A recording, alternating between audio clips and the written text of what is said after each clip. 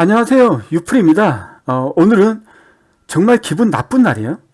아시겠지만 여기 지금 화면에 보이시겠지만 이 내용 때문에 상당히 기분 나쁘고요. 우선 오늘 제가 방송을 할 때 개인적인 감정이 좀 많이 들어갈 것 같아요. 자제도 못할 것 같고 너무 기분 나쁘고요. 화가 납니다. 그래서 제가 여러분들한테 이성적인 얘기를 못 해드릴 것 같아요. 그래서 XRP를 싫어하시거나 아니면 XRP에 대해서 반감을 가지신 분들이 저의 비논리적인 얘기를 듣고 상당히 기분이 나쁘실 것 같아요.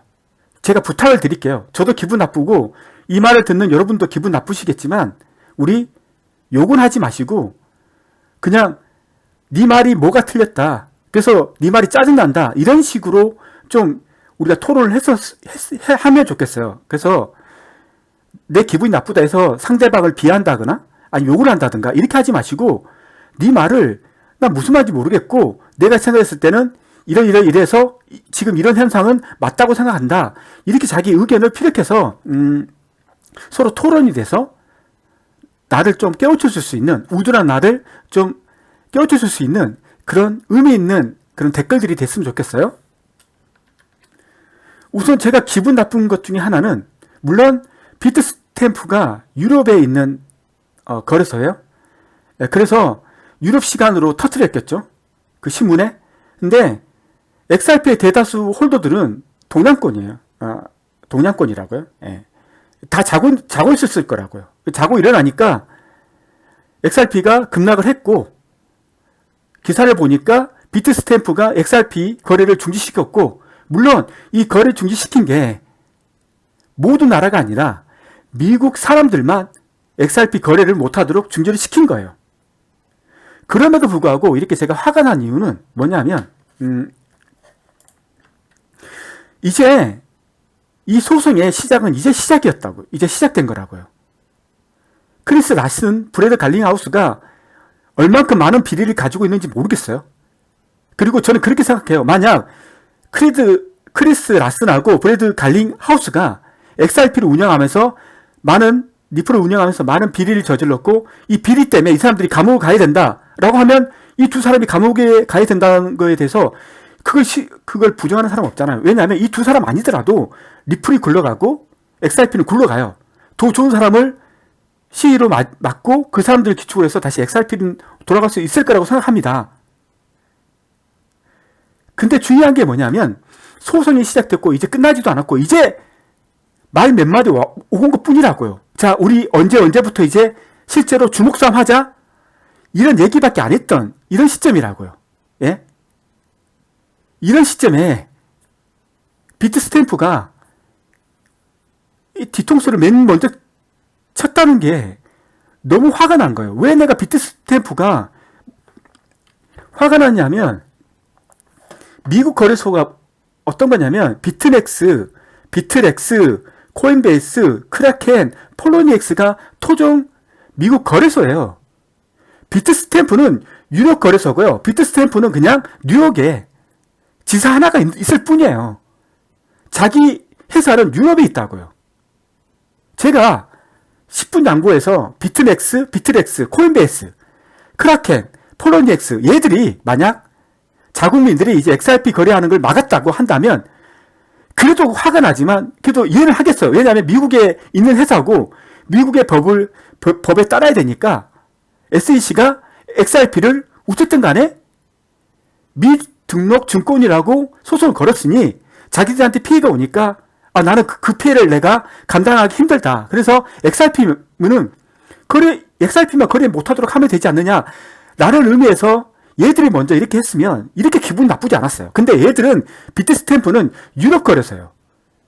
얘가 룩셈부르크에 있는 암호화폐 거래소고 그 다음에 미국에서 거래를 해요.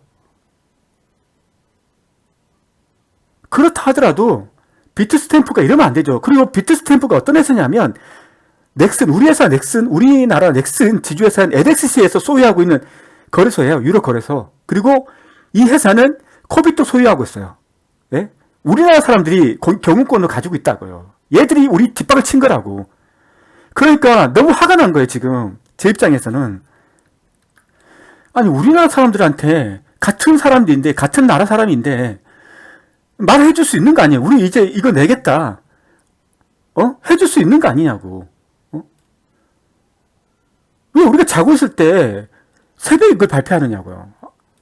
그리고 아직 이제 전쟁은 시작되지도 않았는데, 이제 하려고 하는데, 미국 거래소도 아니고, 유럽 거래소가 무슨 잘 보이겠다고 SC가 이제 칼을 한번 딱 뺐는데, 이렇게 오바를 할 필요가 있는지, 저는 진짜 납득이 안 가요. 제가 멍청해서 그런 건지, 제가 멍청해서 그렇다면 댓글로 제 우매함을 한번 꾸짖어 주세요. 저는 도저히 비트스탬프가 왜 이렇게 설레발치고, 제가 봤을 때는 얘들 오버하는 것 같은 생각밖에 안 들거든요. 이런 행동 자체가. 저는 비트스탬프가 이걸 하는 거 보고 제가 지금 중세시대에 살고 있는 느낌? 아니면 지금 내가 이 세상이 공산주의가 됐다는 이런 느낌? 그래서 정부가 칼을 한번 기침을 한번 했는데 그 기침 소리에 놀라서 바로 반응하는 이런 모습? 그래서 저는 우리가 지금 공산주의 세상에 살고 있나? 우리가 중세시대에 살고 있나? 정부에서 기침 한번 하면 이렇게 알아서 다 기어야 되나? 이런 느낌? 어쨌든 저도 너무 좀 그래서 좀 미안한데 한번 시작해 볼게요. 제가 준비한 거 시작할게요. 너무 흥분해서 미안하고요. 자, 그래서 첫 번째부터 제가 이제 준비한 걸 이제 얘기하면 어떤 거냐면, 자, 크라켄이 비트스탬프가 어떤 회사다. 그 다음에 비트스탬프가 지금 XRP를 얼마큼 가지고 있다. 이 정도? 자, 세 번째. 옛날에 2018년인가? 정확하게 날짜가 제가 안 적어놨는데 2015년도일 거예요. 핀센에서 한번 XRP를 소송 건 적이 있었거든요. 그때 소송 걸 때 어떤 일이 있었고, 그리고 갈링하우스가 이런 얘기를 해요. 법무부와 재무부의 핀센을 포함한 미국 정부의 다른 주요 부여에서는 이미 XRP가 시큐리티, 증권이 아니라 커런시라고 했다. 버추얼 커런시, 아니면 디지털 커런시라고 이미 결정을 했다. 근데 왜 SEC가 우리를 시큐리티라고 다시 제소하는지 왜를 하는지 이해를 못하겠다고 하는 내용이 있는데, 그러면 핀센이 어떤 내용으로 2015년도에 리플을 소송 걸었는지 그 내용을 제가 정리를 했어요. 그리고 왜 갈링하우스가 이 핀센 때 겪은 일을 가지고 핀센은 왜 시큐리티라고 하지 않고 버추얼 커런시 아니면 디지털 커런시라고 불렀는지 이렇게 얘기를 하는지 그 근거에 대해서 한번 제가 정리를 해봤습니다. 그리고 이번에 SEC 새 수장이 바뀌었죠. 얼라드 로이즈맨으로 바뀌었어요. 이 사람은 SEC 위원장이 아니라 대리예요. 대리 신분이에요. 아직은 위원장이 아니에요. 어쨌든 간에 이분으로 바뀌었어요. 이분이 어떤 사람인지 좀 조사를 했습니다. 자, 그래서 보면 알겠지만 크리스 라슨, 브래드 갈링하우스하고 이번에 새로 위원장 대리로 선임된 얼라드 로이즈맨하고 이제 악수를 청했으면 좋겠다. 이런 제 바람을 한번 표현해서 이렇게 이걸 한번 그림을 한번 만들어 봤고요. 그리고 그거네요. 제목은 이거예요. 비트스탬프가 XRP를 버린 이유. 정말 화가 난다는 거죠. 전쟁은 이제 시작됐을 뿐이에요. 이제 시작이에요. 아무것도 없어요. 이제 시작일 뿐이에요. 근데 이렇게 설레발치고 과민한 반응을 보이고, 그리고 어떤 불순한 세력들이 이 기회를 통해서 엄청난 돈을 벌려고 할 수도 있어요.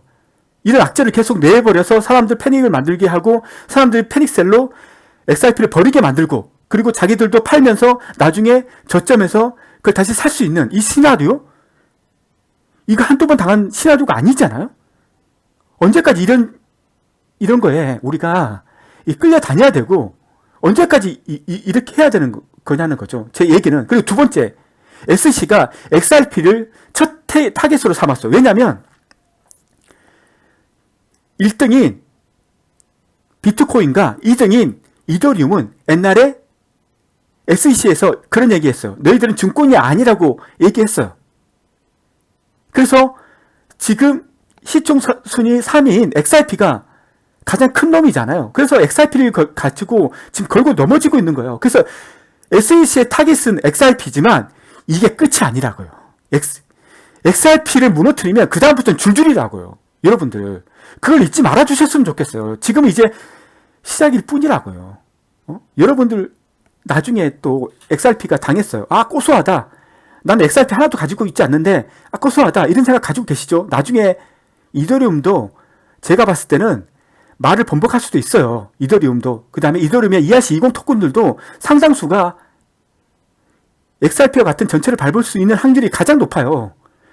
여러분 그때에 대해서 여러분한테 정말 쌤통이다.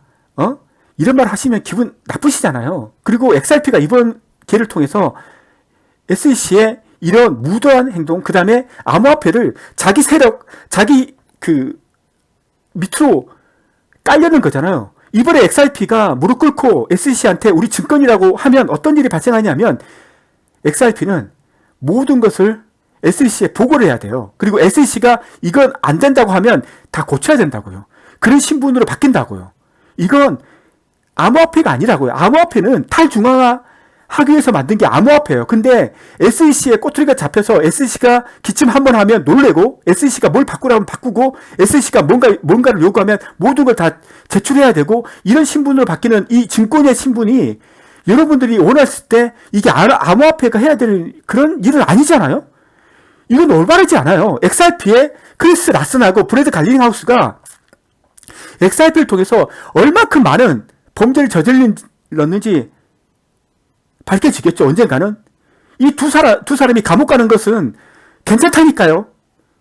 이 사람들이 잘못 저질렀으면 감옥 가는 건 괜찮아요. 이 사람들 감옥 가는 거 우리가 반대하는 게 아니에요. 우리가 반대하는 것은 XRP가 암호화폐인데 왜 얘를 암호화폐가 아니라 왜 증권으로 해서 너희들이 구속하려고 하고 너희들 뜻대로 컨트롤하려고 하느냐는 거예요. 그걸 이제 반대하고 싶다는 거예요. 저는. 자, 이제 흥분을 가라앉히고 오늘 있었던 일을 차근차근 한번 짚어볼게요. 유럽에서 가장 큰 암호화 플랫폼 중 하나인 비트스탬프 소유주는 넥슨이에요. 추후 공지가 있을 때까지 XRP 거래를 중단하는 최초의 주요 암호 화폐가 됐어요. 최초 가장 나쁜 XRP 소유자들의 뒤통수를 친 첫 번째 케이스가 됐다고요. 지금 상황은 어떤 상황이냐면 심리 싸움이에요. 그래서 XRP가 잘못이 없다 하더라도 기사 한 줄, 나쁜 이런 유머 하나하나가 XRP 투자자들의 가슴에 비수를 꽂는 이런 중요한 시기라고요. 이 시기가 XRP가 좋든 싫든 나중에 XRP가 승리한다 하더라도 지금은 아주 중요한 시기라고요. 살 얼음을 걷듯이 조심조심 다 하고 있다고. 근데 여기서 맨 먼저 XRP 가진 우리들의 가슴에 칼을 찔릴 사람이 넥슨이에요. 비트스탬프고요. 제가 넥슨이 저한테 소송할 걸지도 모르겠는데 저는 이래서는 안 될 거라고 생각해요. 진짜.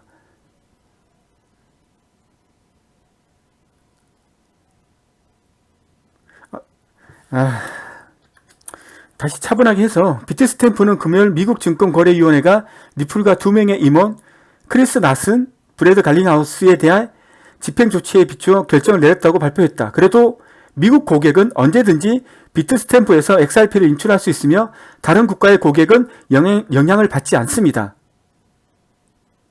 참 병 주고 약 주는 거죠. 지금 시기에 미국 사람들한테만 제한된 게 아니고 전 세계 사람들의 가슴을 철렁하게 했죠. 기다릴 수 있는 최고의 거래소 및 기타 기업. 비트스탬프가 조치를 취하기 전에 XRP 상장 취소는 소규모 거래 플랫폼으로 제한되었지만, 그러니까 비트스탬프 이전에는 아주 작은데 우리가 알지도 못하는 두포잡 거래소에서 XRP를 거래 상장을 중지시켰어요. 예. 근데 비트스탬프가 메이저 업체 중에서 처음이라는 거죠. 최초라는 거죠. 그것도 새벽에 우리 한국 사람들 다 자고 있는 새벽에 뉴스를 퍼뜨린 거죠. 대응도 못하도록. 그래서 얘들이 왜 이렇게 했냐면 SE가 소송했다는 거죠. 그리고 SEC가 소송을 해서 승소를 하면 법원이 XRP를 미등록 증권으로 간주할 것이고, 그럴 경우 이 플랫폼을 상장한 비트 스탬프를 포함해서 많은 거래소들이 소송을 당할 위험이 있다는 거죠. 제가 말하고 싶은 것은 이거예요. 제가 법률가도 아니고 제가 변호사도 아니에요. 근데 제가 말하고 싶은 건 이거예요. 둘이 잘잘못을 따지고 이제 소송을 걸어서 이제 법원에 소장을 제출했잖아요. 그럼 이 상태는 누구도 범인이 아니에요. 그러면 이 범인이 아닌 상태에서 비트스탬프가 미국 사람들한테 XRP를 거래하도록 허용을 했어요. 그리고 나중에 SEC가 소송에서 승리를 했어요.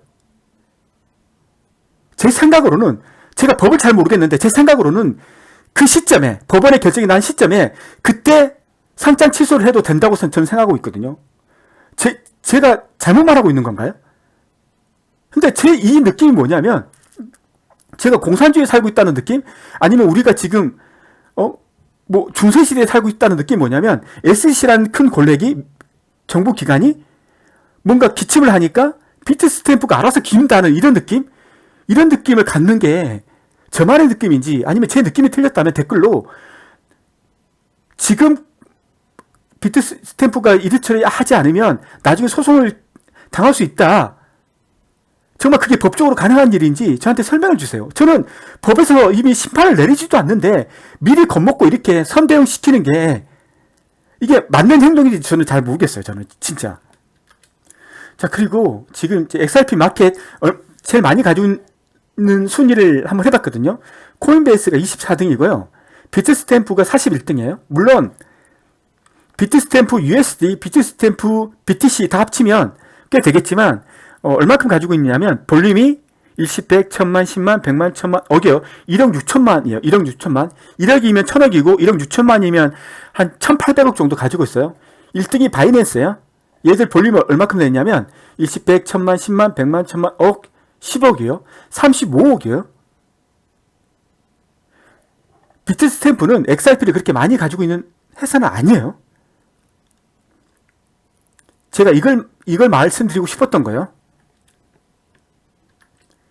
2015년에 금융범죄 단속 네트워크라는 데가 있어요. 이게 핀센이거든요. 핀센. 금융범죄 단속 네트워크는 미국 재무부 산하의 사무국으로서 돈 세탁, 테러리스트 자금 지원 등 미국 국내의 재무범죄에 대처하기 위해 재무거래 정보를 수집 및 분석하는 기관이에요.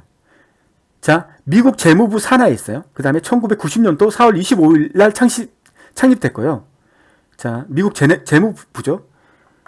자, 그 애들이 XRP는 증권이 아닙니다. 미국 재무국 핀센은 XRP를 통화로 분류합니다. 라고 했어요. 왜 이렇게 핀센이 그 XRP를 시큐리티 증권이 아닌 XRP로 분류했는지 제가 이제 설명을 이제 드릴게요. 예? 리플과 미국 핀센 간에 체결된 계약에 따르면 XRP는 증권이 아닌 통화로 표시가 됐어요. 무슨 말이 있냐면 얘들이 리플하고 핀센하고 어떤 소송을 했어요. 그리고 어떤 협약을 맺었어요. 그때 그 문서에는 XRP를 버추얼 커런시 또는 디지털 커런시라고 표현했지 XRP를 시큐리티 토큰이라고 표시한 항목은 없어요. 그 대목을 가지고 핀센은 XRP를 뭐라고 표현했다? 커런시라고 표현했다. 라고 얘기하는 거예요. 리플과 미국 핀센 간에 체결된 계약에 따르면 XRP는 증권이 아닌 통화로 표시됩니다. 실제 문서 보여드릴게요. 거기서 시큐리티란 말 한자라도 들어가 있는지. 최근 US SEC는 비트코인과 이더리움에 대해 증권이 아니라는 입장을 분명히 밝혔다. 지금 이 시점은 2015년 시점이에요. 2015년. 지금 아니에요. 오해 없길 바라겠어요. 밝혔다. 리플이 이 같은 운명에 있는지 여부가 아직 결정되지 않았다. 리플 커뮤니티에서는 가장 큰 우려사항이 항상 통화 또는 증권으로 분류되는지 여부예요. 그래서 커런시냐 아니면 시큐리티냐 이 여부가 옛날부터 지대한 관심사였고 투자의 가장 중요한 지침이었어요. 예. 미국 증권거래위원회가 비트코인 및 이더리움에 대한 입장을 증권이 아니며 규제되지 않을 것이라고 밝힌 후 투자자들은 리플에게도 그런 SEC가 이런 말을 해주기를 기다리고 있었다는 거죠. 그런데 이때까지 그런 말을 안 하고 있다가 최근에 소송을 건 거죠. 너희들은 시큐리티다 라고 해서 소송을 건 거예요. 그러나 2015년 리플랩스와 미국 금융 범죄 단속 네트워크 핀센 간의 합의를 보면 계약에서 핀센이 설정한 정의는 트위터 사용자 이 리차드 홀랜드가 언급한 것처럼 SEC에 의해 변경될 수 없다는 거죠. 무슨 말이냐면 이때 이 사람이 이런 얘기를 했죠. 핀센은 이미 리플과 계약에 서명을 했다. 협약에 서명을 했죠. XRP가 무면허 유가증권인 경우 핀센은 무면허 유가증권 판매를 허용하는 계약에 서명한 이유를 설명해야 한다. 무슨 말이냐면 그때 핀센은 XRP는 버추얼 커런시 또는 그 디지털 커런시라고 명시한 문서가 있었거든요. 그 문서에 서명을 했어요. 그러면 만약 SEC가 지금 XRP를 무면허 유가증권이라고 판정을 내렸잖아요. 그러면 핀센은 그때 왜 XRP를 무면허 유가증권 시큐리티라고 판정을 내리지 않았는지 그 이유를 지금 설명해야 된다고요. 핀센은 이런 일이 발생하고 있다고. 그래서 핀센하고 XRP가 어떤 계약을 했는지 제가 설명을 드릴게요. 핀센이 XRP를 리플사를 옛날에 고소해서 민사 집행을 했어요. 그 이유는 뭐냐면 어떤 거요? 자금 세탁이나 테러 자금에 유용될 수 있는데 그것에 대한 조치를 리플사가 취하지 않았다. 그래서 민사 집행을 했어요. 그러면서 핀센이 리플사하고 협약을 맺었어요. 너희들은 이제 이렇게 우리의 준수사항을 따라라 라고 하면서 문서를 서로 협약을 맺은 적이 있었어요. 근데 그 문서에는 XRP를 얘기할 때 버추얼 커런시 또는 디지털 커런시라고 명명을 했어요. 거기서 시큐리티 토큰이라고 얘기한 적은 한 번도 없었어요. 그래서 이 문서에 어떤 내용이 살리는지를 보고 한번 얘기를 계속해 보도록 하겠습니다. 그리고 이 문서는 여기 있어요. 여기 미국 정부 여기에 있다고요. 그 문서가. 죄송합니다. 여기 이 문서가 그거라고요. 여기라고요. 이쪽에서 이 문서 보실 수 있다고요. 네. 제 말이 거짓말인지 아닌지. 제가 번역을 잘 못했을 수도 있는데 그건 좀 이해를 해주세요. 저도 영어 잘 못하기 때문에. 캘리포니아 북부지역 검사실은 2015년 5월 5일 리플랩스에 대해 70만 달러의 민사상 벌금을 부과했다. 첫째, 리플랩스는 핀센에 등록하지 않고 MSB, 머니 서비스 비즈니스로 활동하고 XRP로 알려진 가상화폐를 판매함으로써 BSA, 뱅크 시큐레시 액트의 몇 가지 요구사항을 고의적으로 위반했다. 둘째, 그리고 자금 세탁자나 테러 자금가가 제품을 사용하지 못하도록 보호하기 위해 고안된 적절한 자금 세탁 방지 AML 프로그램을 실행하지 않았다. 자, 리플은 아래와 같은 조치를 해야 된다. 효과적인 AML 프로그램을 구현하고 유지시켜야 되고 펀드 트랜스퍼, 펀드 트래블 규정을 준수해야 된다. 이전에 의심스러운 거래에 대해서 3년치 과거 데이터를 우리한테 보여달라. 그리고 회사가 2020년까지 2년마다 BSA, 뱅크 시크레시 액트 준수 여부를 검토하기 위해 외부 독립 감사원을 감사를 받아야 된다. 이런 요구사항들을 해서 문서를 하고 두 개가 이제 사인을 한 거죠. 좀 더 읽어보면 리플은 디지털 통화라고 명시했어요. 디지털 통화 제공업체가 불법 활동을 자제할 뿐만 아니라 범죄자가 탐지를 피할 수 있는 제품을 만들어 이익을 얻지 못하도록 할 의무가 있음을 인정했습니다. 이것이 디지털 화폐의 중요한 새로운 공간에서 어깨 표준이 되기를 바랍니다. IRS 범죄 수사 책임자인 리차드 위버는 금융거래 보고를 규제하는 연방 법률이 가상화폐 분야를 포함한 불법 활동을 탐지하고 차단하기 위해 시행되고 있습니다. 라고 말했습니다. 자, 금융거래 보고를 규제하는 연방 법률이 가상화폐 분야를 포함한 불법 활동을 탐지하고 차단하기 위해 시행되고 있습니다. 라고 말을 했습니다. 이걸 두고 자 브래드 갈링하우스가 이런 말을 한 거예요. 법무부와 재무부의 핀셋을 포함한 미국 정부의 다른 주요 부서에서는 이미 XRP를 통화라고 버추얼 커런시, 디지털 커런시라고 결정을 했다. 근데 왜 SEC가 그때는 가만히 있다가 지금 와서 이렇게 소송을 제기하느냐 라고 얘기를 한 거예요. 제가 마지막으로 말씀드리고 싶은 건 이거예요. 지금 리플이 이기든 지든 그건 미래의 문제예요. 지금은 결정이 안 됐기 때문에 리플은 항상 위험한 처지에, 아니 XRP는 항상 위험한 처지에 놓일 수가 있다는 걸 인정을 하셔야 되고, 기사 하나하나가 어떻게 나올지에 따라서 리플 가격은 떨어질 확률이 지금은 더 많아요. 그거 알고 계시잖아요. 그게 겁나시면 팔면 되는 거예요. 맞죠? 그게 겁나시면 팔면 되는 거예요. 지금 미국 거래소 있죠? 비트맥스, 비트렉스, 코인베이스, 크라켄, 폴로니엑스, 얘들도 비트스탬프와 같은 이런 기사를 언젠가는 내보낼 수도 있다는 거예요. 그때마다 XRP의 가격은 곤두박 칠 거예요. 그래서 여러분들은 선택을 하셔야 돼요. 파실지, 가져갈지, 아니면 팔았다가 다시 살지.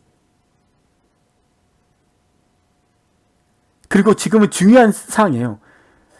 그냥 지금은 떨어지는 나뭇잎도 조심할 때라고요. 근데 XRP는 이미 이제 위험에 노출되어 있고, 이 위험에 노출된 XRP를 마음만 먹으면 어떤 세계이라도 공격할 수 있어요. 그리고 리플은 계속 떨어질 확률이 더 높은 거고요. 그리고 아셔야 될 건 XRP 후에는 또 다른 애가 이런 초점이 될 거고, SEC의 궁극적 목표는 암호화폐를 증거처럼 컨트롤할 수 있고 자기들 마음대로 관리할 수 있는 그런 포지션을 두려고 하는 건 맞는 것 같아요. 그래서 XRP가 어쩔 수 없는 거죠. 같이 가고 싶은 분들은 같이 침몰할 수밖에 없는 거지. 그리고 내리고 싶은 사람 내리면 되는 거예요. 예? 이 시점에서. 지금 XRP가 공격을 당할 확률이 너무 높아요. 예. 너무 높다는 거 인정하시고, 예. 이제 선택을 하시면 되는 것 같아요. 근데 저는 XRP가 이렇게 했으면 좋겠어요. 어떤 사람은 XRP를 얘기할 때 이런 얘기를 하는 사람이 많아요. 리플에 있는 애들이 상당히 사기꾼들이 많고 돈을 많이 처먹은 것 같다. 근데 이런 말을 꼭 해드리고 싶어요. 우리는 리플을 옹호자가 아니라고요. 우리는 XRP를 좋아하는 거고, XRP를 이끌어주는 리플을 우리는 그 사람들을 칭찬하는 거예요. 사람을 좋아하는 게 아니라고요. 크리스 라슨하고 브래드 갈링하우스가 나쁜 일을 했다. 그러면 이 사람들 감옥 가야 돼요. 그걸 뭐라 하는 게 절대 아니라고요. 우리는 XRP가 지금 침몰하는 이 모습, 그리고 이렇게 약해지는 이 모습, 누군가는 지켜야 되고 누군가는 이 가격을 버텨줘야 된다는 거죠. 그래서 떠날 사람은 떠나면 되는 거고, 버틸 사람은 버티면 되는 거고, 그리고 최악의 경우 200원대로 내려갈 수 있다는 것은 항상 마음의 염두에 둬야 된다는 거죠. 그럼에도 불구하고 모든 사람이 떠나지 않기 때문에 XRP는 미래를 기약할 수 있는 거예요. 그 소수의 인력들 때문에. 그냥 이렇게 얘기하고, 오늘 제가 너무 격앙되게 말해서 좀 죄송하게 생각하고요. 그렇다는 거고, 가격이 너무 떨어진다 해서 너무 힘들어하지 마시고요. 예. 우리 3년 기다렸잖아요. 우리가 이거 한두 번 당한 것도 아니고, 지금 당장 돈이 필요하신 사람들 빼놓고는 언젠가는 잘 될까라는 그 믿음 하나로 지금 버텨왔잖아요. 예. 그냥 이런 말 하고 이제 제 말을 끝내려고 합니다. 감사합니다.